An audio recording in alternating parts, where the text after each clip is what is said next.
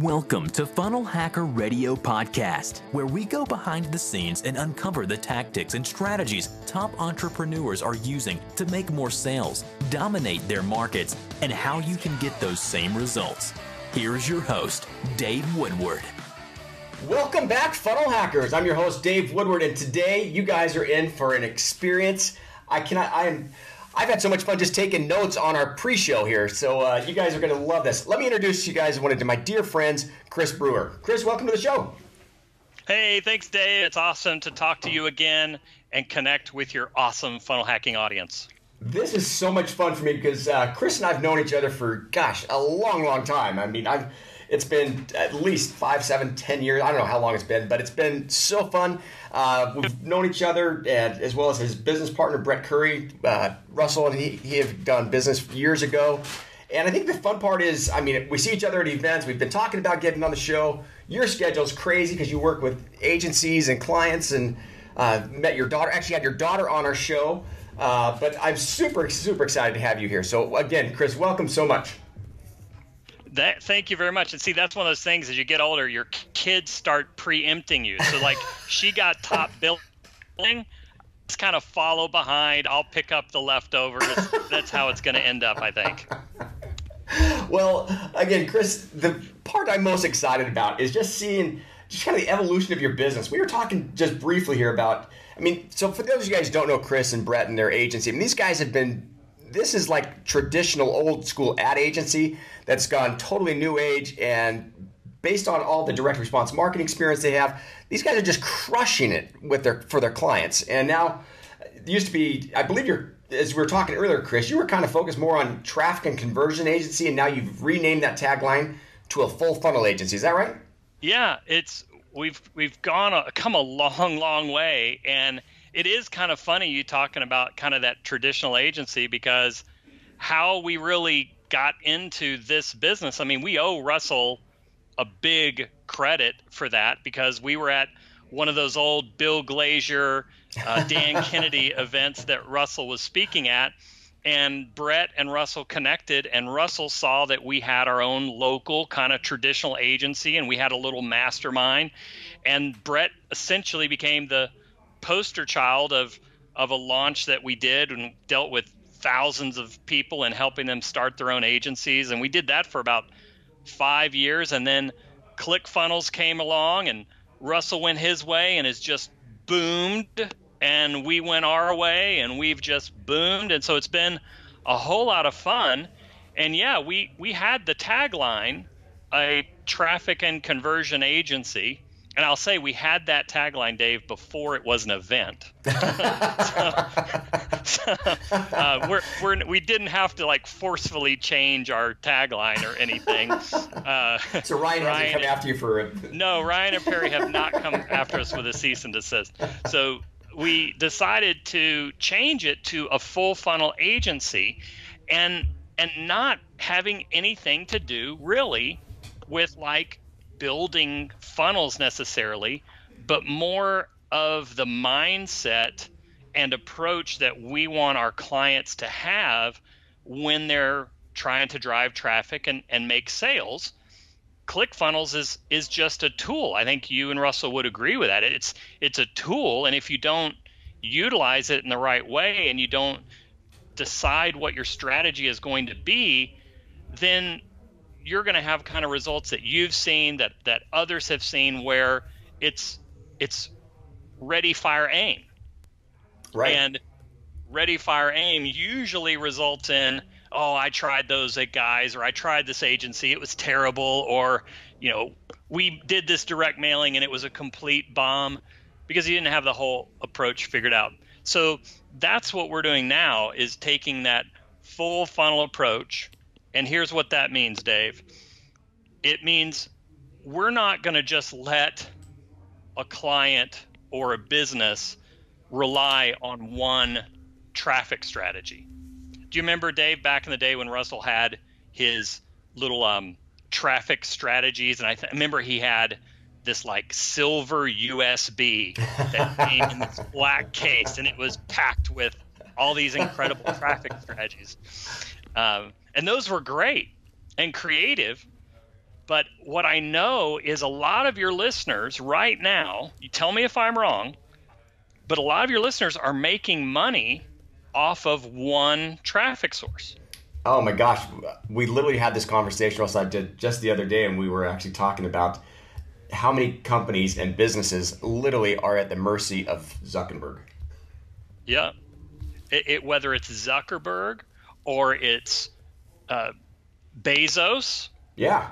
Or it's, who owns Google these days? I'm sure Larry Page is still involved to a degree, but, whether if you just put all of your stakes in one area, you're at the mercy. And we saw this with Amazon a couple of years ago, and Amazon's still dealing with some of this churn where everybody got on board and sell your products on Amazon.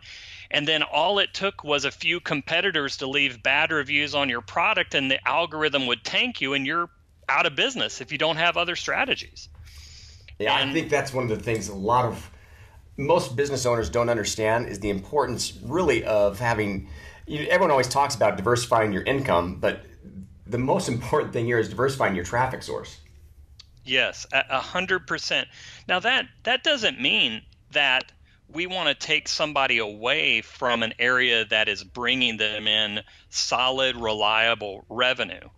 But it's been very fascinating this year as we've exhibited at the Traffic and Conversion Summit, as we exhibited at IRCE, the Internet Retailer Conference and Expo in Chicago. We exhibited at Content and Commerce. What happened this year different from other years is people are finally getting this, that I'm doing okay over here, but I don't want to have all my eggs in one basket. And they understand their audiences really well on Facebook, but they have no idea what Google's all about. And even worse, many of them have never even looked at something that these days a lot of people just think doesn't work anymore, but there's still incredible opportunity on SEO, which can be a traffic source. So that, it's amazing at times. I get on calls with people that contact us, and I'll do a little bit of SEO research before the call, and I'll say to them, let me guess, your women's sheepskin jacket is your number one seller. And they go, how did you know that? And I'll go, well, you rank number 2 on Google for it, and it gets 6,500 searches a month. And they'll say, oh, I had no idea. So whether it's SEO or it's YouTube ads, it's TrueView, it's shoppable TrueView, it's remarketing, building your remarketing list for search ads, all this stuff that maybe some of your listeners are like, holy cow, what did he just say? What's all that? And what do I need to know about it? It's really taking it a little bit slower and looking at how can I look at my full funnel? How can I go from a place like Facebook where in many cases, Dave, it's an impulse buy. Right. And it's an impulse buy because of ClickFunnels in many cases, the ability to position a product in an excellent way and guide the person through the purchase. Because on Facebook, if they see, I don't know, Dave, name me a funny product or a product that maybe one of your people that you work with uses. Give me a product. We actually were just looking at it's a fat loss jelly bean. Oh my gosh, that's perfect. So you're on Facebook and you're scrolling through and let's say that you're like me. You're like me a year ago, which I'm not like this today. But you've gained like 20 pounds and you're sitting in this agency world of at the desk every single day, and you can't even walk 18 holes anymore. And so you're scrolling down and you're looking at diet shakes and you're looking at videos, and all of a sudden the fat loss jelly bean. Are you kidding me? I can eat candy and lose weight. Click. I land on this incredible funnel with full color and showing a video there with some guy that talked about he ate 6 jelly beans a day and lost 20 pounds. How much is it? I don't care. Let me buy it. It's an impulse buy. But carry that over to Google, and now we're in a whole nother universe, because suddenly people are now searching.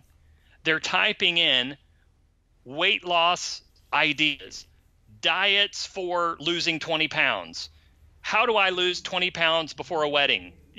All of these different searches, and then they get presented with all kinds of results, and they may see the jelly bean, they may see the old South Beach diet, maybe they see another kind of diet there. So they start researching, and then they're comparing prices. They're looking at reviews. It's a whole nother cycle, which brings us back to that full funnel. That if you've got a good YouTube channel with some content about your fat loss jelly bean and what people have to say about it, doesn't mean that they're going to purchase it right away. But if we get them to spend enough time on our YouTube video, then we can put them into a YouTube remarketing audience where we can then show them other content that's going to take them deeper into our funnel. We can present them with search ads that are going to maybe bring them a little bit further down our funnel. And we can look at other sources like Google Shopping. Is there competition on Google Shopping, which used to be called PLAs, product listing ads? So all of those, depending on the budget, how large your budget is will determine how big our top of our funnel will be.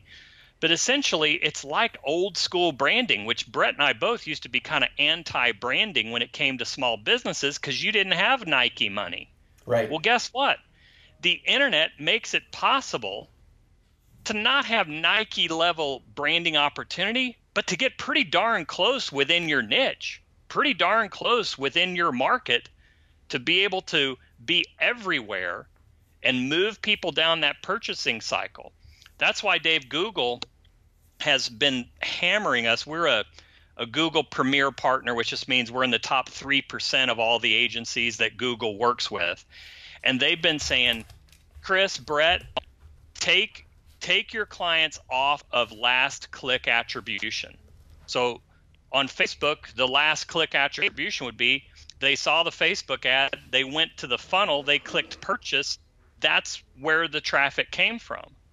And what Google's wanting us to do is to change that around from last click to more of what we call a time decay model, which means they could have watched your YouTube video. They could have clicked on the Facebook ad, hit that funnel. You could have pixeled them, but then they didn't buy. They came back in through a Google search ad and then bought through another channel. And then Google, we can show our customers on the back end how we can allocate those various forms of traffic that all fall into the things that are making their sales.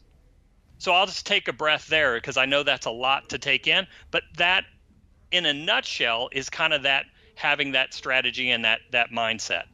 Chris, that's crazy. That's totally cool stuff. I mean, yeah, we think it's pretty cool. I think again, so many times people think just, Facebook, or, I'm all in on Amazon or Shopify or whatever they might be. But I think it's just amazing to see how by really layering different types of traffic, you actually can really overcome a ton of the problems most people face whenever it comes to driving traffic to their site is being able to get people wherever they are, whether it is on YouTube, it might be on Facebook, it might be on Google, but being there in a way that actually makes sense to the customer where they just fall into your lap. I think it's fantastic. 100%. And let me give your listeners maybe a little fun test they could do just to, because maybe somebody's out there today and saying, hey, look, I'm doing 40, 50 sales a day. I'm killing it on Facebook. I don't have the time to go into other channels. Hey, that's okay.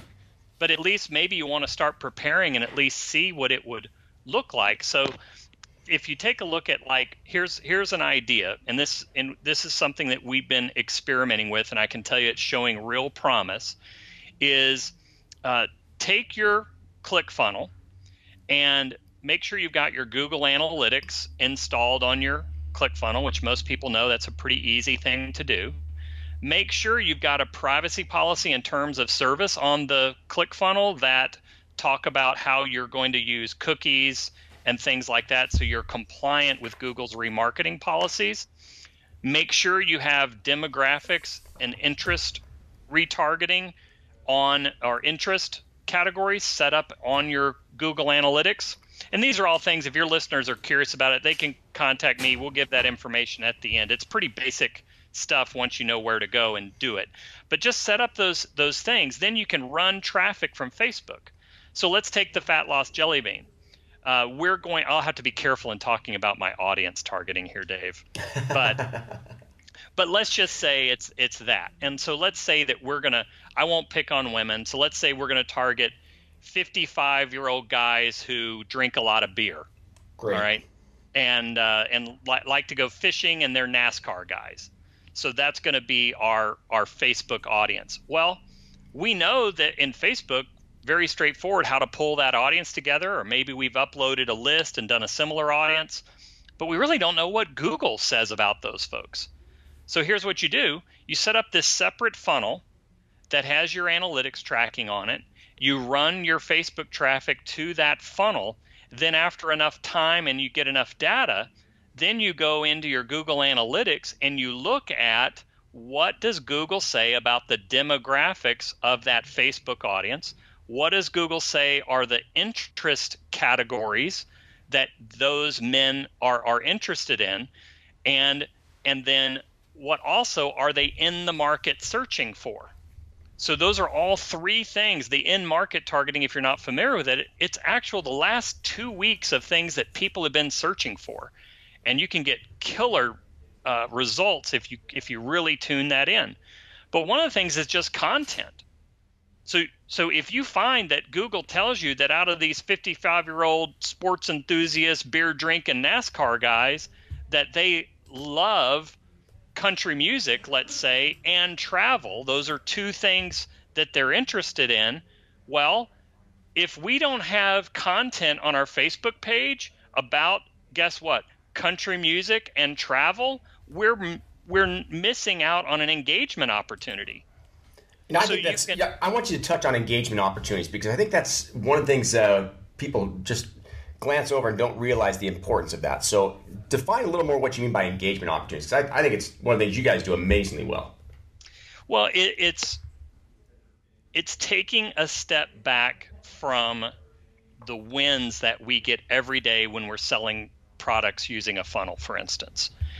And when we have maybe some easy wins, or we have a really great funnel that we put together, that if we miss the step of how are we going to really build our brand, then you're going to end up in being a lot shorter cycle business or product than you would like to be, because people want to buy from brands. They want to buy from things that they're comfortable with and things that they've heard of. And so, yes, you can get the impulse buy, but if you're just sending people Tennessee Volunteer fans to a ClickFunnels page that's selling the Tennessee Volunteers Monopoly game, guess what? You're going to make a lot of sales initially, but if you want to go back next year and sell those same audiences that game, forget about it.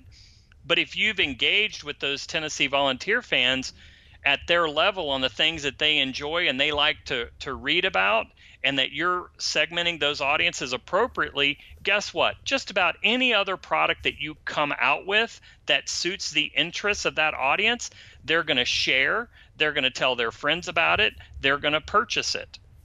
And that's where, too, if you miss the whole branding and engagement side of it, you're going to have a lot tougher climb when you get to Google.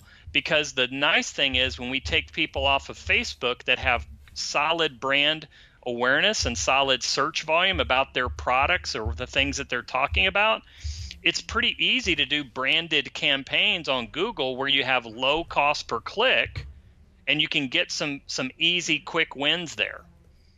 So it's really, that's where we turn down clients if they come to us and they don't have their funnel figured out and they really don't have much engagement with their audience. You can have a great product, but if we don't have the following, you've got some work to do before you're really ready to jump in and run $5, $10, $15, $20, $30,000 a month campaigns. I love that. I think that's so critical. Again, this kind of goes back to, you and I kind of offline were talking about this whole one-trick pony type of funnel. Mm-hmm. And I think that's the part, that's why the engagement is so critical. The better you engage with your customers and those people who are just even interested in what you've got, the better it is for you when you come back to remarket and retarget them and other things, because they've already established that relationship. That's where that rapport comes from. And again, you guys do such a great job with your clients. It's just been fun to watch. Well, I mean, we see it all the time, and we had this guy. It was a client. I won't say their name because he is a super nice guy, and he had Facebook audiences that were just killing it for him. Great margins, but he didn't have like a product that was that unique. I mean, you could Google this product and you could find it cheaper on other sites. He had just found some audiences on Facebook, and he basically ran through those audiences, and he did extremely well. And that's one of the scary things about audiences this way is he was up to a $30,000 spend per month and was just making all kinds of bank. And then all of a sudden, those CPAs went through the roof, sales went way down, and he thought it was a Facebook algorithm change. But really what happened was people realized, one, the product wasn't that great. Two, I can find it other places. And three, you haven't connected with me through email, Instagram, Facebook, blogs, videos on YouTube to tell me who you are. I was just interested in this cool zoom camera lens that would fit onto my mobile phone. But I don't have any loyalty to you because you haven't inspired me or told me anything about your story or how you were a struggling college student that decided one day that you wanted to get a store on Amazon and how you've succeeded, and now you want to bring these cool, innovative products to the market. That's somebody I want to come back and buy to. I love that. But if it's just something I can Google and find somewhere else and you don't have a story behind it, I mean, that's what Russell's been so great about. I mean, gosh, how many years has he rode the potato gun wagon? Hey, don't kill our potato gun. We love that. I know. I'm not. I just said that for strictly the sake of humor. No, but that's the idea. You get a good story, you can ride it for a long time.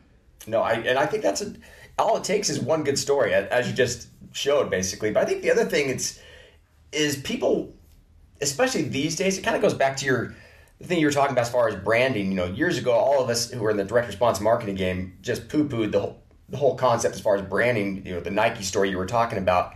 But these days, just because people want to buy from people they know, like, and trust, you are your brand, or how you portray your image and everything else. And I think it's so critical these days that as you're engaging with people that they know, like, and trust you. That's the whole name of the game. So I think it's pretty cool how you guys have done that.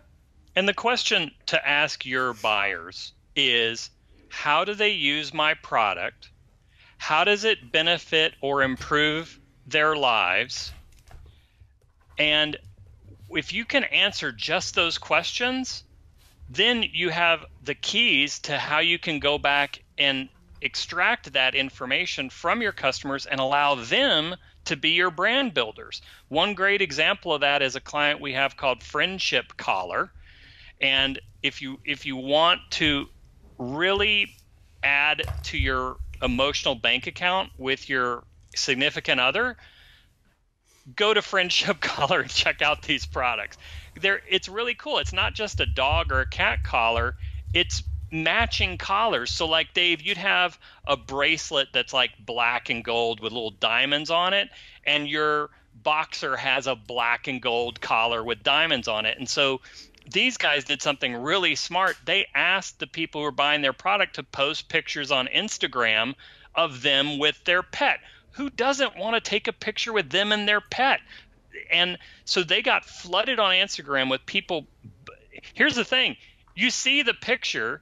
I'm on their site right now as we're talking. I'm just like, this is hilarious. Yeah. I mean, and what a great idea. But here's the problem.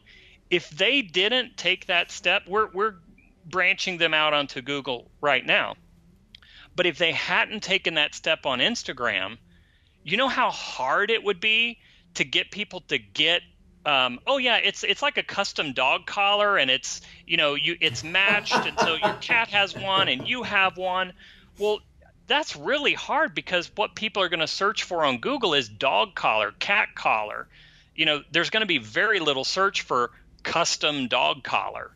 That's crazy. And so now, we're able to take their interest and the audience that they've built, and we think they're going to have a pretty good shot on Google in a lot of different ways.